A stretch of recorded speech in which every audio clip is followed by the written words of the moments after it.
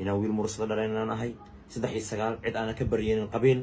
hooyada ay tahay ceer waliba ayaale ay tahay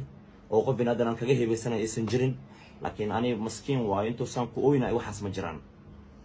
aniga awood ilaahay intuu isiiyo igu filan waa haystaa Jaafar abtigay ii joogo dhinacaan khayra iga joogo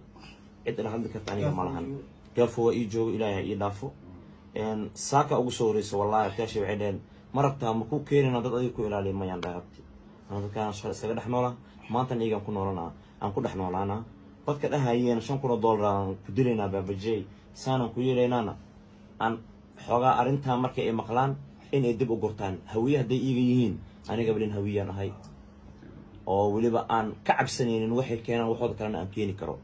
laakiin aniga ba jeclaan qof binaadan aan ku xadgudbo mana la iga barnin mana jecli wallahi hadda xataa waa ka xumahay inaan saan sameeyo laakiin abtiyaashay oo igu dhageen